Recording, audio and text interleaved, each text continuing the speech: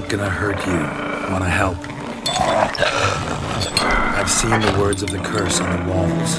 Think I know how to lift it.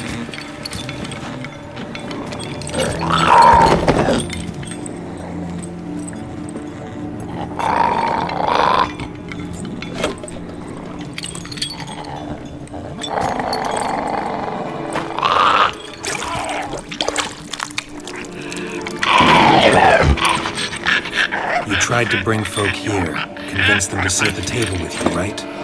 Well, I'm gonna be your guest now. Your willing guest.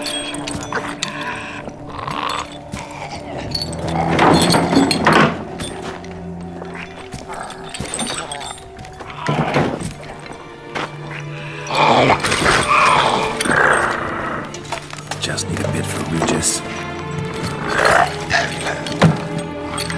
And now we'll tend to you.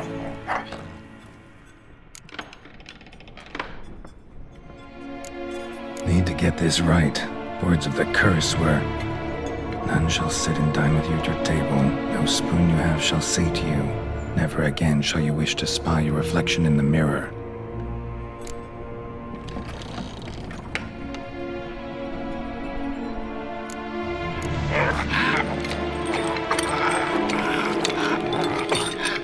We can't use spoons.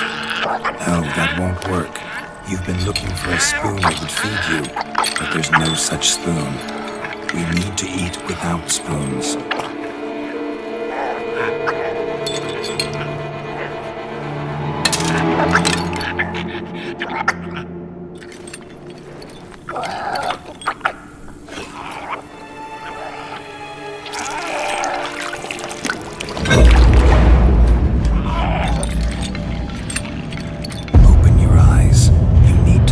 Likeness.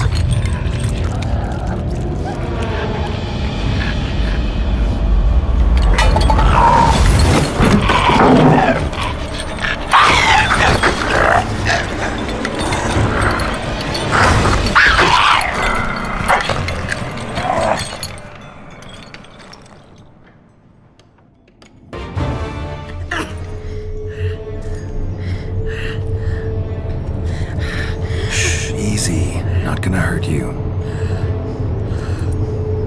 Eat. I must eat.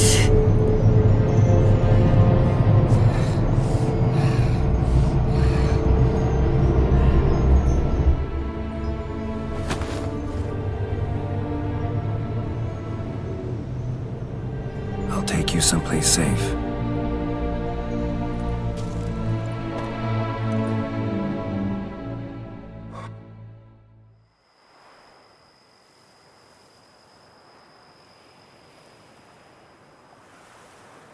So I took her by the hand and led her here. Seemed the only sensible place for her. You did the right thing, sir. She should recover quickly here. Don't worry, sir. I shall see to everything. She is safe here and in good hands. She'll soon be back on her feet. Might actually take a while. She hadn't eaten anything in over 100 years when I found her. Horrid. Whatever brought this about? Told me her story on the way here. Her name's Marlena. She was once the very beautiful and proud heiress to the Trastamara estate. One evening, when she was holding a banquet for friends, a beggar came to her gate seeking alms. He had a bowl and a spoon with him. He sat outside her fence and waited. I've heard of the custom. An ancient rite of hospitality that obliges one to give food and drink to such a guest lest he depart hungry. To neglect the custom is to bring great misfortune down upon oneself. Marlena didn't care a whit for the old customs. She drove the man off, saying she'd rather feed the leftovers from her feast to her dogs than to give the beggar anything. The beggar then broke his spoon, cast a curse. She was beautiful, so he said she'd never wish to look at herself in the mirror again. Since she adored feasts, he swore no one would ever wish to sit and dine with her. And as she even refused him the crumbs from her table, he swore she'd never find a spoon in the world that would sate her hunger. A harsh punishment. I imagine lifting the curse was hardly simple. Curses are tricky. They play on irony. Always gotta figure out what the catch is. Marlena had spent decades looking for a way to lift it. Transformed into a white, she stole spoons and lured folk into her home, trying each time to get them to dine with her. Didn't work. So what did? Someone had to sit down and share a meal with her, of their own free will. They had to eat without using spoons, and make her look at her reflection. That's it? That was all it required? Simplest solutions are sometimes the last that come to mind. Besides, when you're a white, it's pretty damn hard to find willing human company for a feast. I imagine so. But, most importantly, it is now over. Please, don't worry. She will be in good hands here. Thanks. Gotta get back to my business now. See you soon.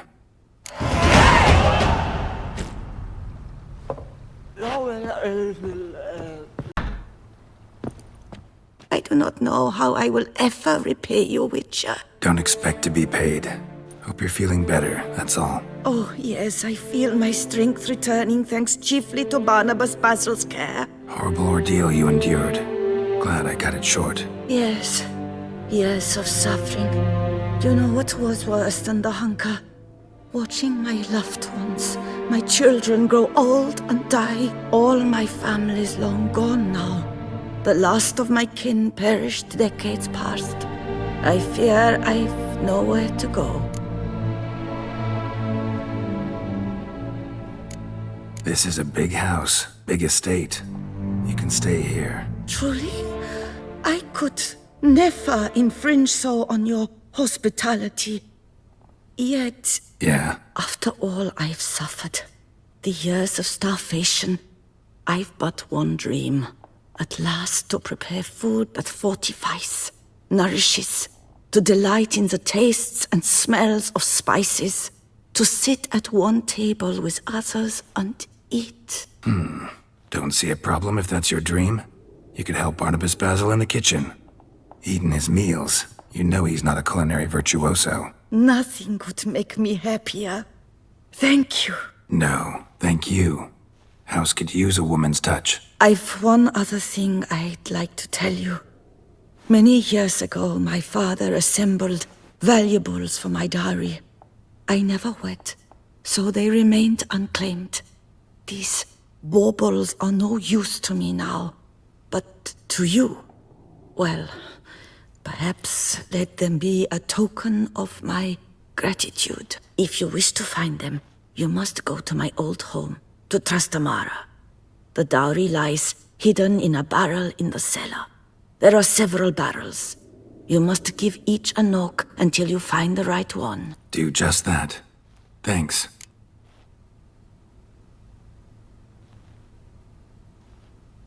I'd never expect someone with your past to feel drawn to the kitchen. Do you fear I will cook in your home as I brewed as a white?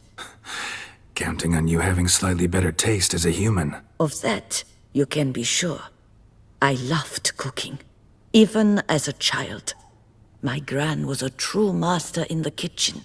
Her spit-roasted ox was famed throughout the land. Thought you were a lady, owned an estate. Do you mean to say a woman of my rank should have had a cook? You're right, of course. And I had the best of cooks. But I devised the dishes myself. They only prepared them.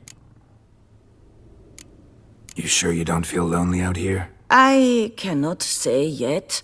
Too little time has passed since you freed me of my thrall, but somehow, for now at least, I do not feel drawn to the city, to others. Visited others' homes as a white. Yes, but ever at night, when all were asleep, I went in search of spoons. Remember, you can always change your mind. Decide you've lived here long enough, just say the word. I'd never wish to seem ungrateful. And I'd never want you to stay against your will. See you later. Take care, Witcher. And remember, you always have warm food awaiting your return.